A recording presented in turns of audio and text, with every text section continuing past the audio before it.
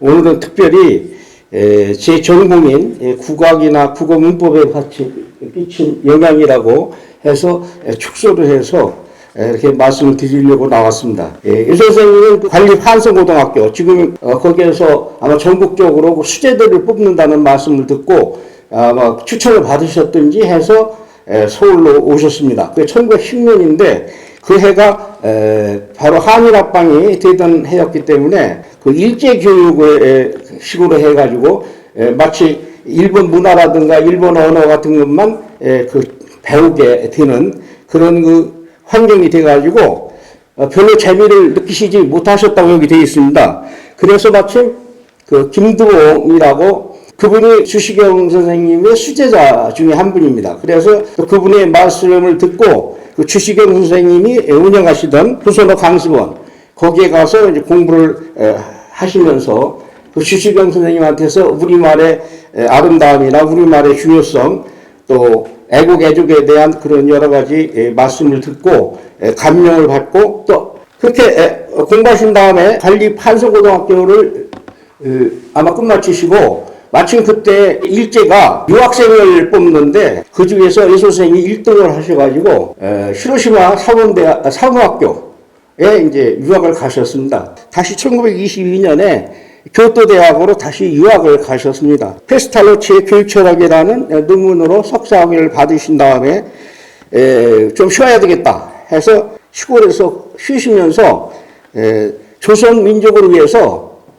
뭔가 선물 좀 하고 싶은데 뭘 했으면 좋겠는가라고 생각을 했었더니 좋은 글을 써서 우리 결의에게 그 글을 읽게 하는 것이 좋겠다고 생각을 하셔서 그래서 집필하신 것이 조선민족 갱생이도라는 책입니다.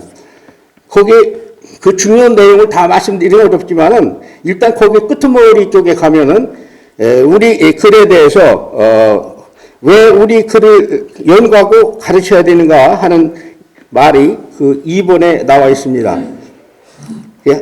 한글 보급운동, 문맹 타파운동, 한글이 과거사와 장래 발달에 대한 학리적 연구 이런 것들에 대해서 그 중요성을 설파를 하셨습니다. 그것이 이제 26년에 어떻게 동아일보에 그것이 알려져서 66회에 걸쳐서 그 게재가 됐고 계몽주의적인 그런 내용들이 상당히 그때 당시에는 큰 반응을 얻었던 것 같습니다. 그래도 그 해에 연희전문학교에 이제 교수로 계시면서 교육학, 심리학, 철학 같은 것을 이제 많이 가르치셨는데 저도 궁금했던 것이 왜 이 양반이 교육학을 공부하셨는데 국어학으로 바꾸셨을까 굉장히 궁금했었습니다.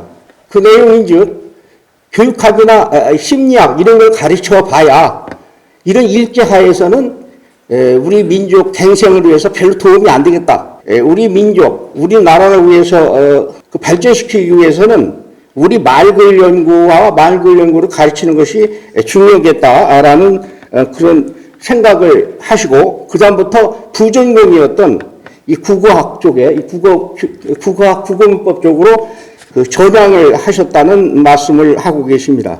그 다음에 2번을 보시면 그래서 지금 말씀드리려는 주제인 어떤 문제들이 예술에 끼친 영향하에서 발전했는가 하는 것을 간단하게 말씀드리겠습니다. 그 선생님 말씀에 의하면 1914년부터 동네 고보에서 강의하던 그런 한국어 교육 아마 주시경 선생님한테 배운 것을 토대로 해서 그 강의를 하시면서 그때부터 아마 그 우리말본의 기초를 시작을 하셨다고 합니다. 1926년부터 연희전문학교에 와서 그리고 우리 말글 연구를 하시고 또 가르치시면서 그 다듬어서 1929년에 처음으로 소리갈이 나왔습니다. 1937년에는 완성된 그런 우리 말본이 출판이 되었습니다. 뒤에 이제 소개를 드리는 것처럼 우리나라 그 국어문법사에는 길이 남을 여러 가지 중요한 그 내용들이 포함되어 있습니다. 첫 번째, 그 우리말본의 구성을 보면은 먼저 소리갈, 씨갈, 오해갈 이렇게 세 개로 크게 나누어가지고 첫 번째 소리갈에서는 그 소리내는 생김이라든가 이람, 낯소리, 이은소리 이런 제목으로 국어학에서 말하는 국어 의문론의 토대를 마련했습니다.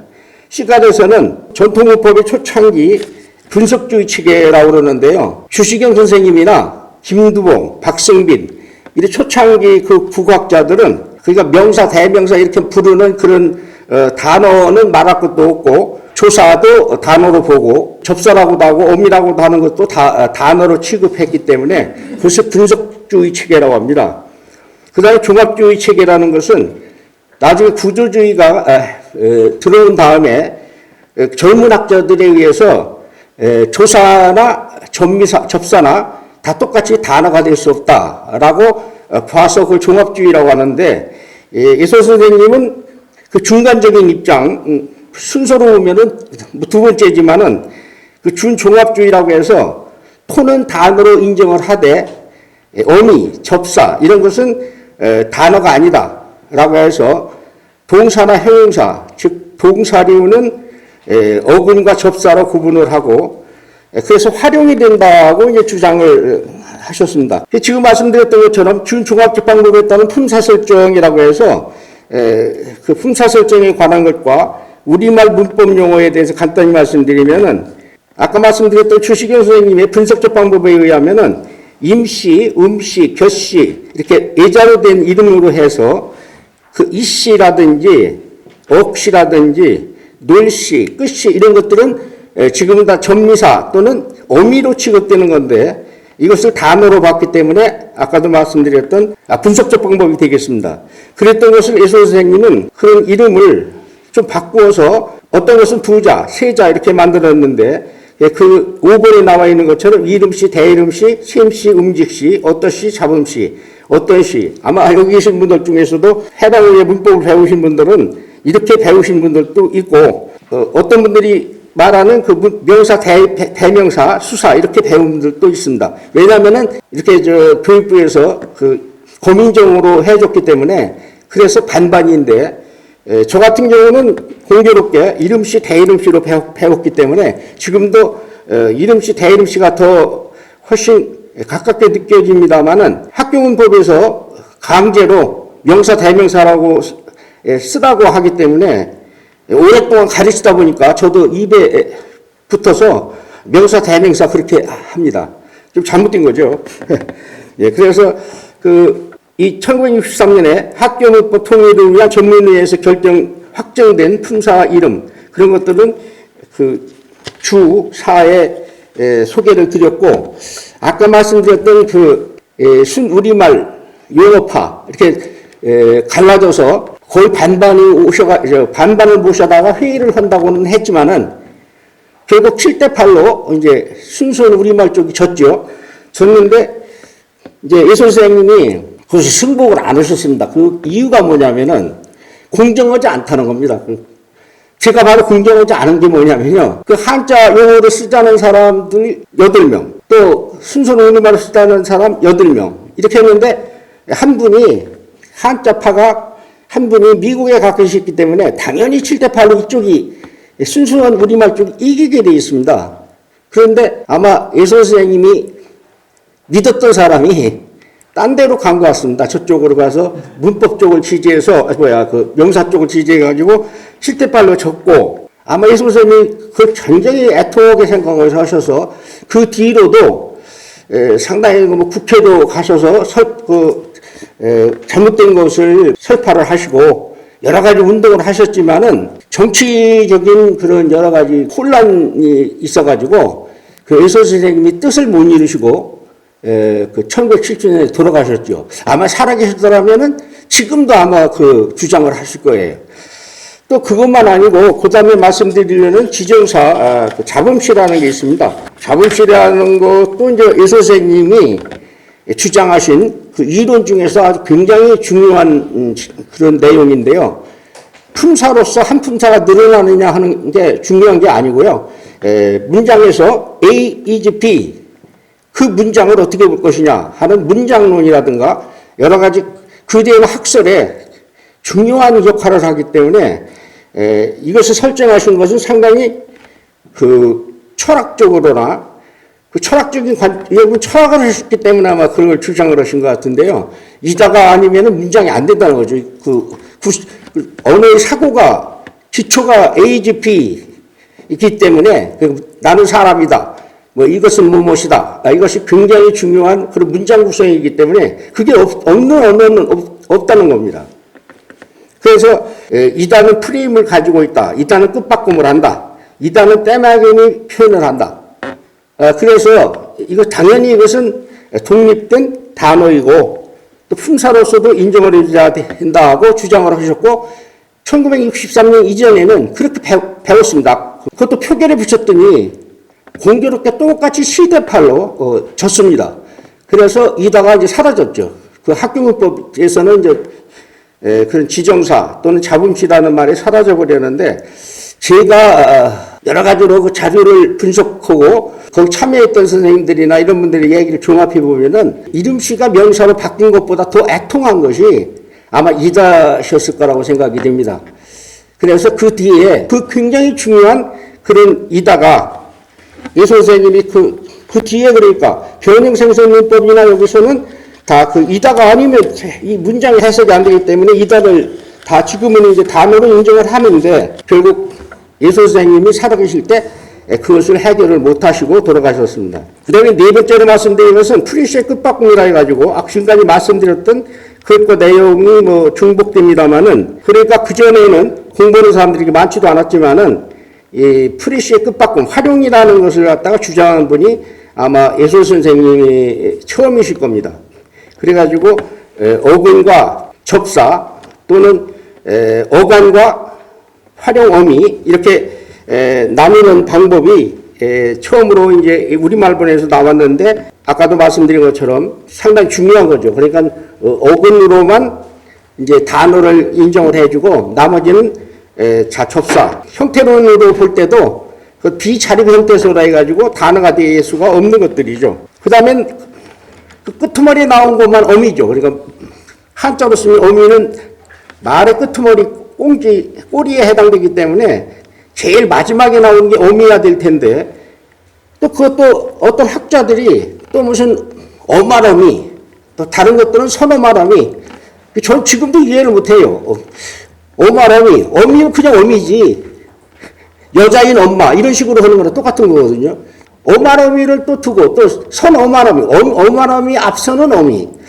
그것도 무슨 또 얘기인지 잘 모르겠는데, 이 지금 학교문법이라는 것이 1985년에 처음으로 그 교육부에서 통합문법이라는 걸 만들면서 여러 사람들의 학자들이 집필을 하며 그 많은 학자들의 의견을 골고루 쓰는 걸로 그러니까 서로 분쟁이 안 일어나게 한다는 명분하에서 골고루 여러 사람의 의견을 종합을 하다 보니까 이것저것 갖다 쓴 겁니다. 그 선어마음이라는 개념도 어떤 분이 한 분이 주장한 건데 그것이 어떻게 다 학교문법에 들어가서 지금도 그렇게 선어마음이 어마람이 이렇게 구분해 쓰는데 그 지금 참 잘못된 거죠.